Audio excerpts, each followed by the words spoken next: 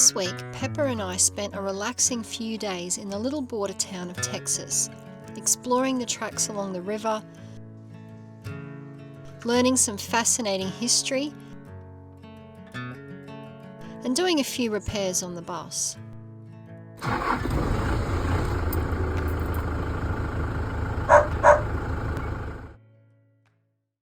After leaving Yalarbin, we turned the bus southward and made our way towards Texas. No, not the US cowboy state, the little Aussie town of Texas on the border between Queensland and New South Wales. We stayed at a lovely free camp beside the Demerrick River on the edge of town. There are no amenities at this campground apart from some rubbish bins, but it was a nice peaceful spot to stop for a few days, and boy was it popular. There must have been at least 30 vans and motorhomes here the day we arrived. But it's a huge area, so even though it was busy, there was still plenty of space and everyone was friendly and respectful. One fellow camper even gifted Pepper a delicious bone, so she was happy. There were lots of tracks in the campground leading down to the river and along the riverbank that provided some nice options for our daily walks.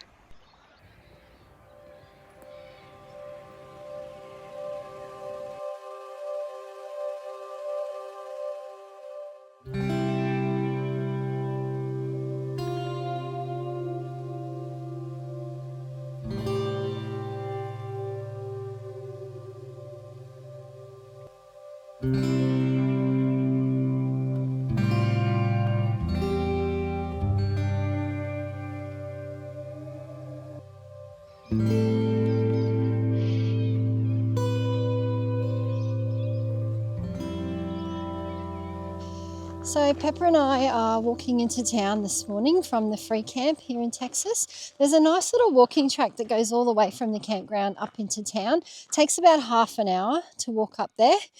It was a bit chilly this morning, so my hands and feet are still frozen, so I'm hoping the walk into town is going to warm me up. The sun is out. It's a beautiful day. We are going to check out a little museum first when we get there.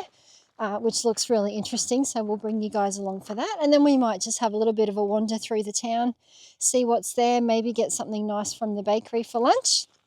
That is, of course, if we ever make it into town. Pepper insists on stopping every few metres to sniff stuff, so this could take a while.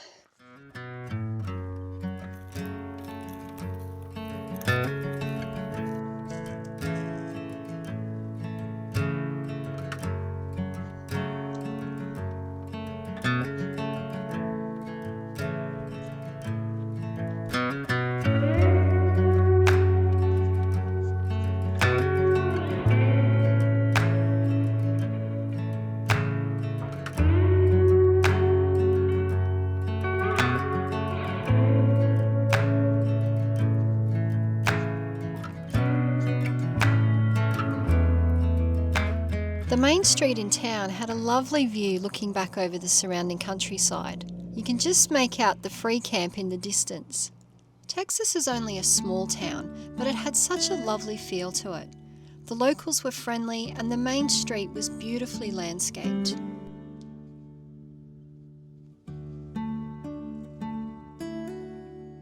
There were information plaques dotted around the town, telling stories of Texas's history. The original post office looked very different from the one that stands here today. The highlight of our stay in Texas was a visit to the historic Rabbit Works. This fascinating museum is housed in Australia's last remaining rabbit processing works. It was built in the late 1920s during the height of Australia's devastating rabbit plague, and at its peak, 6,000 rabbits were processed here every day.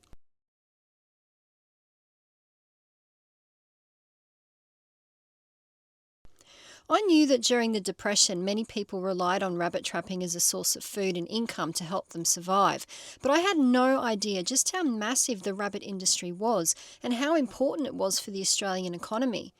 Between 1904 and 1947, 4 billion rabbits and skins were exported from Australia, mostly to the UK and the US. The rabbit industry was so significant that for 30 years the export value of rabbits far outweighed that of coal. I also didn't realise that the famous Akubra hats are made from rabbit fur, with up to 16 rabbit pelts used to make each hat. The introduction of the myxomatosis virus in the 1950s resulted in a dramatic reduction in the number of feral rabbits and the eventual demise of the rabbit export industry. The museum also has a collection of other vintage memorabilia and relics from Texas's past.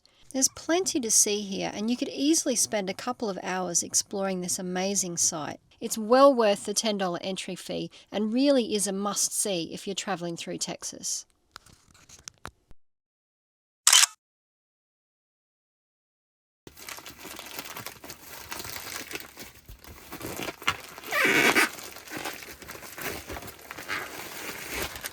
So this is what I had sent to me to the post office in Texas.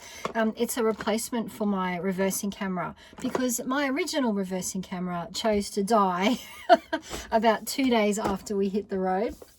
I'm pretty sure the cameras themselves were still working. So this particular model has a reversing like rear view camera and also a dash cam built into it as well.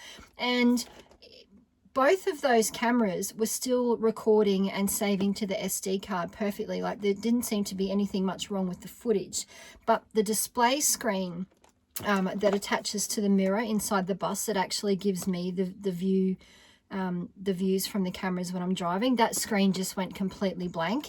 And when I turned on the ignition of the bus and the power to the unit came on, the screen would come on for like a fraction of a second and then immediately go blank again. So even though the cameras themselves were still working, still recording, it was completely useless to me because I need to be able to see the image of what the rear view camera is seeing when I'm driving, because that's my like rear view camera for the bus. So I spent ages when I was in Yularbin troubleshooting, because I wasn't quite sure if it was like the wiring to the unit or the camera cable. So I did a lot of troubleshooting with the help of Google and tried a lot of different things, and have basically narrowed it down to what I think of is the problem is actually an internal fault inside the screen display. So something's obviously triggering like some sort of safety mechanism, I'm guessing, inside that unit, like if there's a faulty fuse or some sort of software fault that it just keeps cutting out the screen. I'm hoping that's the case because I've gone and bought the exact same model. Unfortunately, the one I had is quite a few years old, so it's well and truly out of warranty. But the same model is still available for sale. So I went ahead and just purchased another one.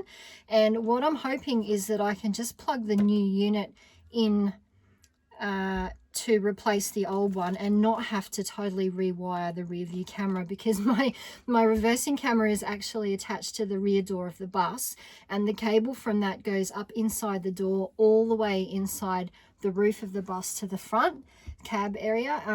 And I can access those wires if I need to, but it would be a major pain to get to them and to rewire that camera. So I'm assuming the camera itself is okay and it's just the screen. So I'm hoping I can put the new screen unit in, plug my existing camera into that, and it will all work.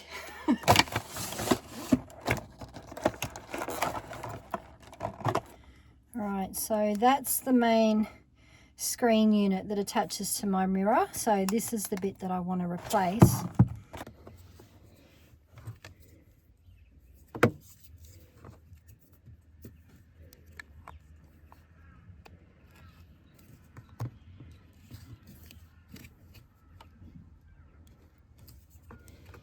Okay, so that is plugged in.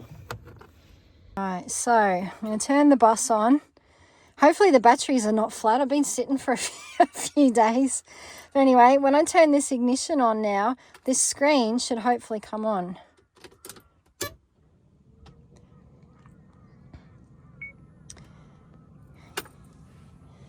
Okay, all right. That's looking promising, guys. So I've got the setup screen. On my old one, that screen would have come on for a brief second and then gone blank. So the fact that I have this working screen, yeah, that's a good sign. Well, there you go, guys. I don't know if you can see that on the camera. You're probably getting reflections from the mirror as well, but I'm seeing an image from the rear view camera there on the screen.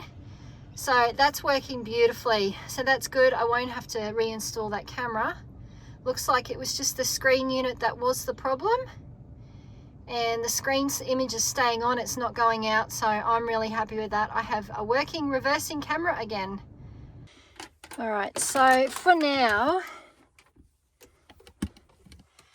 I'm just going to leave this cord like that. Get that around behind the mirror. I'm just going to leave the cord like that for now, just to make sure that this does actually work when I've been driving around for a while.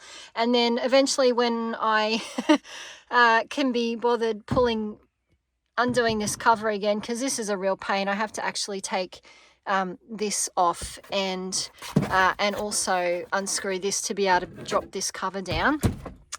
It's a pain in the butt to do that, but one day when I feel like doing that, I can redirect this cable back up in there and down to there, so it's out of the way. But for now, it's not going to impact my vision much out the windscreen. I'm just going to make sure that this works over the next few days, but it's looking really good, so I'm happy with that. So it's good to have that fixed. Expensive fix, because it cost me almost $400 to get the replacement camera and have it shipped out to here in Texas. But you know, I can't really drive the bus without a working rear view camera. So glad it's back on board now. I think it was about 4 years old, that previous one. So it did last a while. Hopefully this one will last just as long, if not longer. But yeah, we're good to go. So I'm going to pack up the bus now and we're going to hit the road.